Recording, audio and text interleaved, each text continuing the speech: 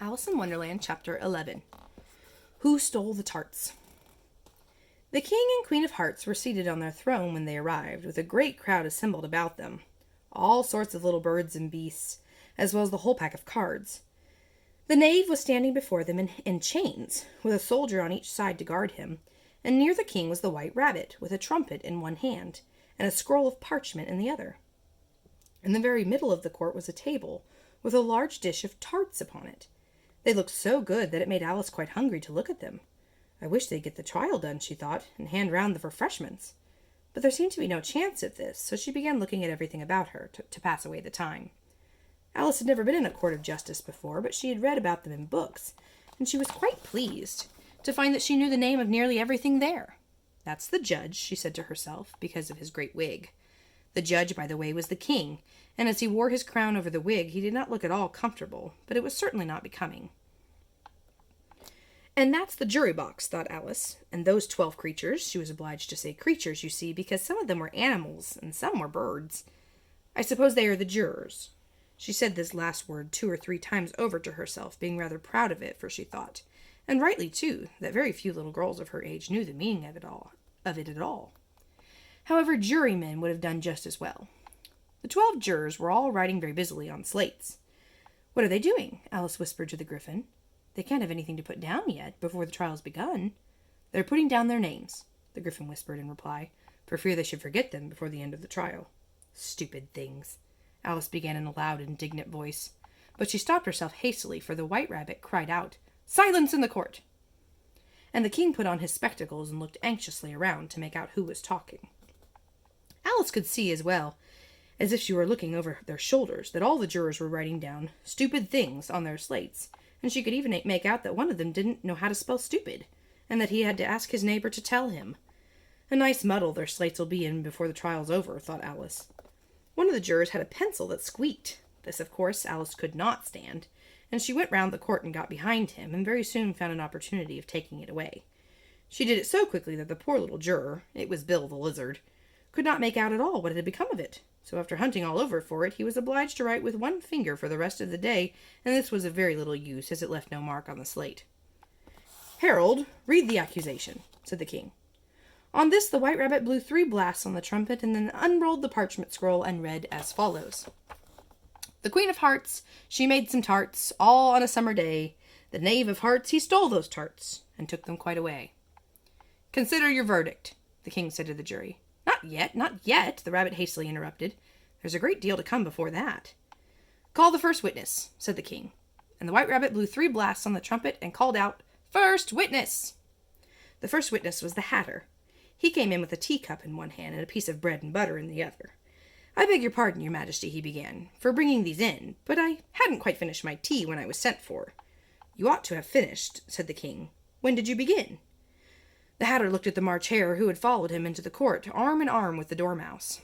14th of March, I think it was, he said. 15th, said the March Hare. 16th, added the Dormouse. "Write that down," the king said to the jury, and the jury eagerly wrote down all 3 dates on their slates, and then added them up, and reduced the answer to shillings and pence. "Take off your hat," the king said to the Hatter. "It isn't mine," said the Hatter. "Stolen!" the king exclaimed, turning to the jury, who had instantly made a memorandum of the fact. "I keep them to sell," the Hatter added as an explanation. "I've none of my own. I'm a Hatter." Here the queen put on her spectacles and began staring hard at the Hatter, who turned pale and fidgeted. "Give your evidence," said the king, "and don't be nervous, or I'll have you executed on the spot."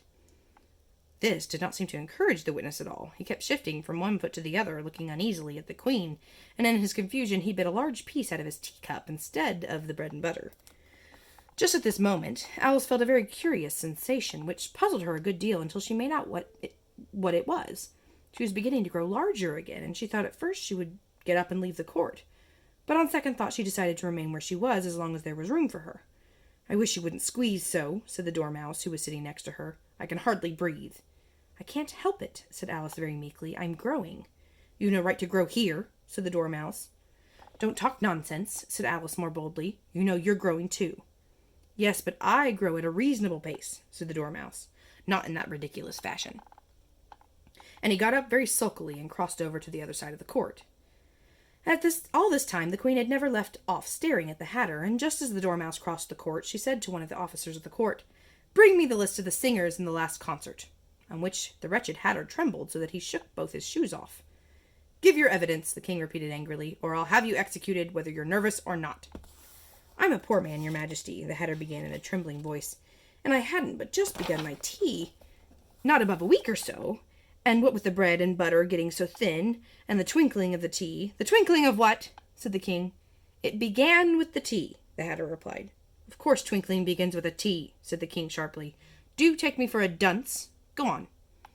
"I'm a poor man," the Hatter went on, "and most things twinkled after that. Only the March Hare said—" "I didn't," the March Hare interrupted in a great hurry.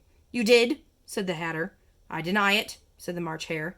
"He denies it," said the king. "Leave out that part." "Well, at any rate, the Dormouse said," the Hatter went on, looking anxiously round to see if he would deny it too, but the Dormouse denied nothing, being fast asleep. "After that," continued the Hatter, "I cut some more bread and butter." "But what did the Dormouse say?" one of the jury asked. "That I can't remember," said the Hatter. "You must remember," remarked the king, "or I'll have you executed." The miserable Hatter dropped his teacup and bread and butter and went down on one knee. "I'm a poor man, your majesty," he began. "You're a very poor speaker," said the king. Here one of the guinea pigs cheered and was immediately suppressed by the officers of the court. As that is rather a hard word, I will just explain to you how it was done. They had a large canvas bag, which tied up at the mouth with strings, and to this they slipped the guinea pig head first, and then sat upon it. "I'm glad I've seen that done," thought Alice. "I've so often read in the newspapers at the end of trials there was some attempt at applause, which immediately suppressed by the officers of the court, and I never understood what it meant till now." "If that's all you know about it, you may stand down," continued the king. "I can't go no lower," said the Hatter. "I'm on the floor as it is." "Then you may sit down," the king replied. Here the other guinea pig cheered and was suppressed. That finishes the guinea pigs," thought Alice. "Now we shall get on better." "I'd rather finish my tea," said the Hatter, with an anxious look at the queen, who was reading the list of singers. "You may go," said the king, and the Hatter hurriedly left the court without even waiting to put his shoes on. "And just take his head off outside," the queen added to one of the officers, but the Hatter was out of sight before the officer could get to the door. "Call the next witness," said the king. The next witness was the Duchess Cook. She carried the pepper box in her hand, and Alice guessed who it was, even before she got into the court, by the way the people near the door began sneezing all at once. "Give your evidence," said the king. "Shan't," said the cook. The king looked anxiously at the White Rabbit, who said in a low voice, "Your majesty must cross-examine this witness." "Well, if I must, I must," the king said with a melancholy air, and after folding his arms and frowning at the cook till his eyes were nearly out of sight, he said in a deep voice, "What are the tarts made of?" "Pepper, mostly," said the cook. "Treacle," said a sleepy voice behind her. "Collar that dormouse," the queen shrieked out. "Behead that dormouse! Turn that dormouse out of court! Suppress him! Pinch him! Off with his whiskers!" For some minutes the whole court was in confusion, getting the dormouse turned out, and by the time they had settled down again, the cook had disappeared. "Never mind," said the king with an air of great relief. "Call the next witness." And he added in an undertone to the queen, "Really, my dear, you must cross-examine the next witness. It quite makes my forehead ache." Alice watched the White Rabbit as he fumbled over the list, feeling very curious to see what the next witness would be like, for they haven't got much evidence yet. She said to herself, imagine her surprise when the White Rabbit read out, at the top of his shrill voice, the name, Alice.